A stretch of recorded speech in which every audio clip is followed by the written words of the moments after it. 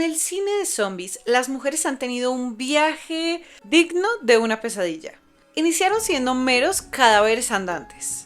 Luego pasaron a ser guerreras imparables, pero actualmente parece que están volviendo a retroceder a simples víctimas sin personalidad. ¿Cómo pasó esto? Hola, yo soy Reis, ¿cómo están? ¿Cómo se encuentran? En el video del día de hoy vamos a hablar del trato que se le ha dado a los personajes femeninos en las producciones de zombies. Y es que, como muchos ya saben, los géneros cinematográficos tienen como un público objetivo casi siempre, ¿no? Y el de zombies solía ser los chicos. Eventualmente se transformaron en buenas historias que también le atraían a las chicas porque también les daban unos personajes interesantes, profundos y demás.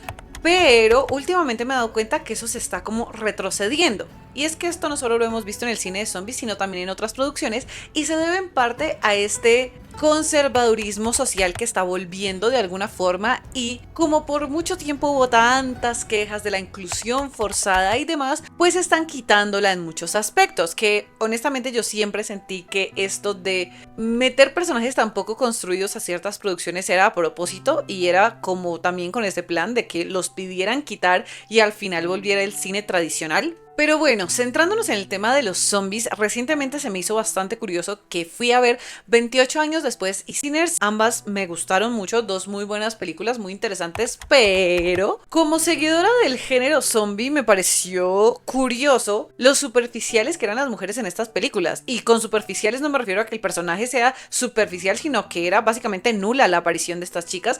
Por supuesto, no pasan el test de Bechdel y están ahí solo para ser como un extra del acompañante masculino. Teniendo en cuenta que el género zombie ya estaba más bien generalizado a todo público, pues esto me tomó un poco por sorpresa. Y ojo, que no estoy diciendo que las mujeres tengan que ser las protagonistas o algo por el estilo, porque para nada, pero cuando ha sido al revés, tipo The Last of Us, que Ellie tiene un protagonismo, pues también Joel tiene un protagonismo, ¿no? Y también hay muchos hombres y mujeres que tienen como personajes importantes. El punto no es quién sea o no el protagonista, el punto es que cuando aparezca el otro género tenga cierta relevancia, o por lo menos una construcción realista o interesante. Y acá fue bastante nula en ambos aspectos. En Sinners sí que aparecen un poquito más las chicas, pero en 28 años después sí que para nada. Y es una tristeza porque el género zombie nos ha dado mujeres increíbles. Pero para abordar un poquito todo ello, volvamos en el tiempo y vámonos a los inicios del género y cómo esto evolucionó para involucionar.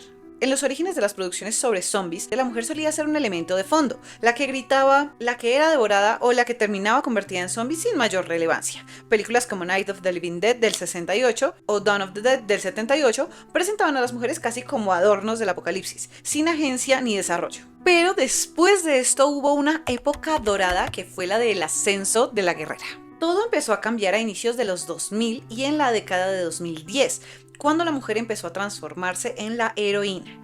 Alice en Resident Evil, Michonne, Maggie, Carol en The Walking Dead, recientemente Ellie, Dina, Abby en The Last of Us, todas guerreras sobrevivientes con habilidades, liderazgo y profundidad emocional. Sin duda, la época dorada para las mujeres frente a los apocalipsis zombies. Y es que fue allí donde yo me enamoré como de este género, en especial con The Walking Dead. Yo soy una fiel seguidora de esta serie y lo que yo amaba la representación femenina en este programa no tiene nombre. Con Carol en particular me obsesioné de una manera cabrona porque Carol para mí representaba de una manera muy realista lo que sería de una mujer y de una madre en estas circunstancias. Ella pasa de ser alguien como muy angustiado por el entorno y como muy precavido de cada momento y muy introvertido a ser la guerrera de guerreras, a ser la sobreviviente, a ser jefa, y esa evolución de personaje se me hacía supremamente interesante. Maggie, por otro lado, representaba el lado más dulce, de alguna manera, en la medida de lo posible en estas circunstancias. La relación que le ponen con Glenn es maravillosa, pero ella per se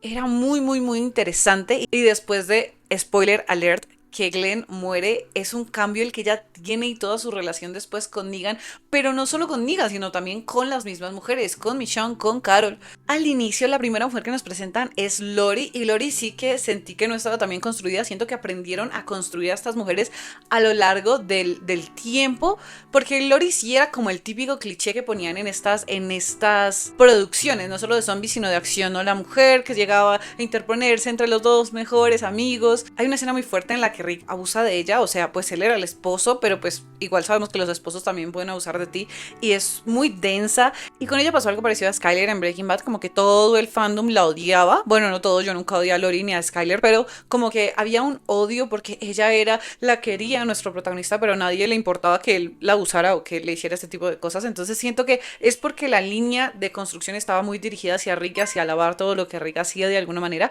Entonces, claro, se minimizó mucho esto, pero luego cuando empezaron a construirlas de mucho mejor manera y nos dieron a todas estas mujeres increíbles, a Michonne con su trasfondo, con toda su historia, entonces teníamos como diferentes perspectivas y diferentes personalidades entre las mujeres. No eran personajes planos, no eran personajes simples, eran chicas que peleaban, que luchaban, que amaban, que eran buenas y cuestionables a la vez, tan bien construidas como cualquier personaje hombre de la serie, y eso siento que era maravilloso. Y era muy novedoso porque, como ya dije, esto no era algo que se viera mucho en el género. La mayoría de películas de este género no incluían muchas mujeres y no pasaban el test de Bechdel-Wallace, que muchos ya saben lo que significa, pero para los que no, es una medida que se hace a las películas de alguna manera para ver qué tanta representación femenina tiene en comparación. Los parámetros son que haya por lo menos 2 mujeres con nombre propio que tengan una conversación sustanciosa sobre algo que no sea un hombre. Y antes de que digan, oh, ¿y por qué no nos enojamos cuando es al revés? ¿Y qué pasa cuando esto no hay hombres con estas características?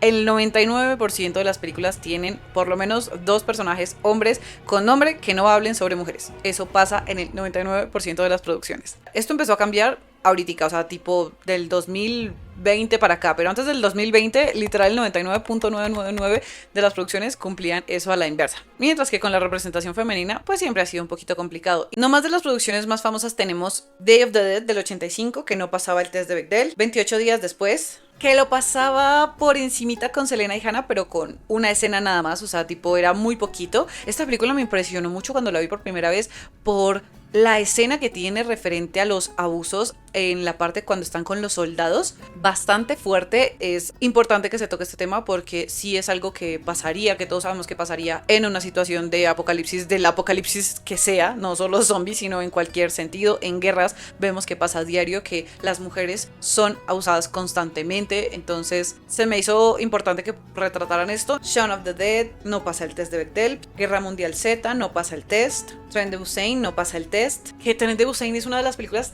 que más me gusta, o sea, yo siento que honestamente para mí es como la película de zombies mejor construida, qué obra de arte que es. Aquí se lo paso a un tal porque digamos que tampoco es como que hayan muchos protagonistas, es principalmente 2, el papá y la niña, pero pues las interacciones sí son como con otros hombres y hay mini subtramas en la película interesantes que también son con hombres, entonces eso como que no me gusta tanto. Hay una serie que se llama Estamos Muertos, que es asiática, es como tipo dorama y me gusta, pero también recuerdo que al verla me estresaban un poco las mujeres, cómo estaban escritas, porque eran como o bien sosas o castrosas, o sea, era como la víctimas y todo, no, o eran súper desesperantes y malas personas, como que no habían buen equilibrio entre cómo las habían escrito a ellas y a los chicos, que sí eran como personas normales, tipo, pónganle.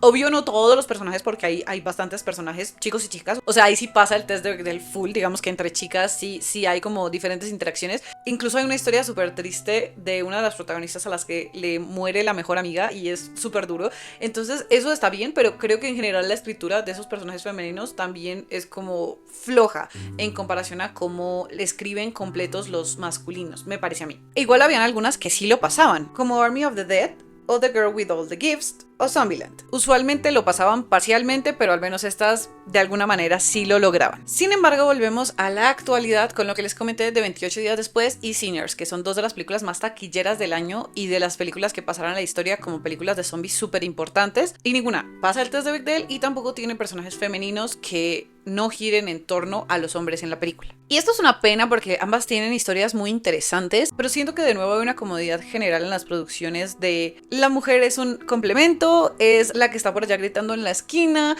y sí medio pelea, pero como por encima, y eso cuando aparece, porque puede que de plano ni aparezca. En 28 años después hay una de las protagonistas que salía como en todos los pósters y es la mamá Spike, que es Jodie Comer, y me molesta porque con ella hicieron lo mismo que con Hailee Steinfeld en Sinners, y es que las utilizaron full para publicidad, o sea, están en todos los carteles, están en todo lado, porque querían que la gente fuera, porque las aman también y porque querían verlas a ellas, pero realmente el papel que les dan es como... Les dieron personajes planos y tradicionales de alguna manera. En 28 años después, Jodie representa a Isla, la mamá de Spike, y básicamente está ahí para que la trama avance, pero realmente no nos cuentan nada de ella. Y todo gira en torno a sus hijos. Y al que eso es lo más importante. Hay una escena, spoiler alert, en la que una zombie tiene un bebé y ella se queda con la zombie. O sea, estamos hablando de que la zombie la pudo haber matado, algo así súper pro vida, de que le da a su bebé y ella pare y es como, no, este bebé, tenemos que sacrificarlo todo por este bebé. Luego aparece el papá del bebé, que era un zombie re enorme, y la va a matar a ella y a su hijo por ese bebé, y ella es como, no, tenemos que salvarlo. O sea, estuvo dispuesta, o sea, es muy pro vida a tal punto que muestran como no les importa a los niños que ya nacieron, sino el que van a nacer, y es como, le van a matar a su hijo que ya tiene, a su hijo que ya es un niño grande y que está tratando de ayudarle a usted, y ella sacrifica la vida de su hijo por un bebé que acaba de sostener, por un bebé de la nada. Últimamente he visto a muchos bebés nacer así como de momento y en situaciones precarias, pero el bebé es como lo más importante. Me recuerda también a El Juego del Calamar, que para los que ya vieron el final, básicamente es como lo que pasa, es un bebé como el protagonista de todo. Bueno, el que termina como siendo como el protagonista de todo. Y es para mí como muy curioso, como de repente es como, no, los bebés, no, nacer. Y es como, vale, o sea, puede ser bonito hasta cierto punto, puede ser interesante, pero de nuevo, solo me pones a la mujer para eso, solo me la pusiste para ser mamá y salvar un bebé. O sea, es la carta más tradicional para poner a una mujer en pantalla. Está ahí para salvar al niño. Y sí, hay una escena en la que ella trata como de salvar la vida de su hijo, como que lo defiende, pero eso es todo lo que la vemos luchar, y se habla mucho de lo que ella tiene y de que ella actúa muy raro, y yo pensé que iban a poner un trasfondo como muy interesante de su vida y de lo que había sido de ella, y es como, no, la respuesta es que tiene cáncer. Tienes cáncer, Andy. Eso es todo el trasfondo que hay del personaje. Y entonces todo es muy triste porque obviamente el niño se queda solo y es su mamá y ella está ahí para ser mamá, pero eso es todo. De resto, el 99.999 de personajes son hombres o son mujeres que aparecen para tener una interacción con un hombre, de hecho incluso de índole sexual, y después ya no están.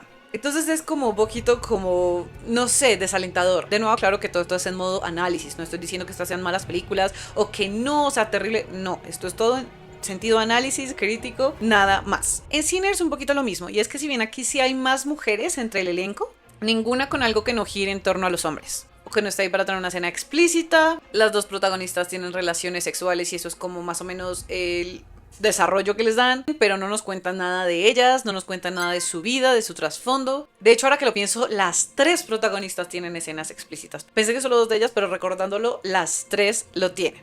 Y es como, no me hagan esto, o sea, son películas aparte largas, podrían haber tomado un poquito del tiempo que le dieron a tener zombies volando o a estar corriendo para 2 minuticos de un poquito de trasfondo en ellas, en cualquiera de ellas, pero es como, no. Y trasfondo, de nuevo, no es solo que aparezcan y hablen con los chicos. Trasfondo es que nos cuenten algo de ellas que no tenga que ver con ellos, o que tengan un papel en la trama que no desprenda de ellos, o que no desprenda de solo desenvolver las cosas para ellos. Aparecen 4 mujeres en pantalla y no pasa el test de Bechdel. O sea, esto es absurdo. Pero por supuesto, al revés sí lo pasa. O sea, básicamente todos los hombres hablan de un millón de cosas que no son solo mujeres todo el tiempo. Así que para mí es una tristeza, la verdad. Y la cuestión es que el apocalipsis zombie ha sido un terreno de experimentación para mostrar a la mujer como superviviente y como guerrera, pero parece que poco a poco irán devolviéndose para volverla a reducir a un simple trofeo o carne de cañón. ¿Podríamos recuperar a las heroínas complejas en las próximas historias de zombies? Honestamente, siendo un género que realmente me ha encantado siempre, espero que así sea. Pero bueno, eso ha sido todo por el video del día de hoy. Cuéntenme qué mujeres fuertes han visto en películas de zombies y cuáles son sus favoritas. ¿Ya vieron Sinners? ¿Ya vieron 28 años después? ¿Qué tal les parecieron? Déjenmelo saber en los comentarios. Ya saben que si tenemos opiniones diferentes está perfecto también. A ustedes muchísimas gracias por estar acá viendo este video. Si les gustó no olviden suscribirse y dar like, así estamos siempre conectados. Y nos vemos muy pronto. Les mando un abrazo enorme.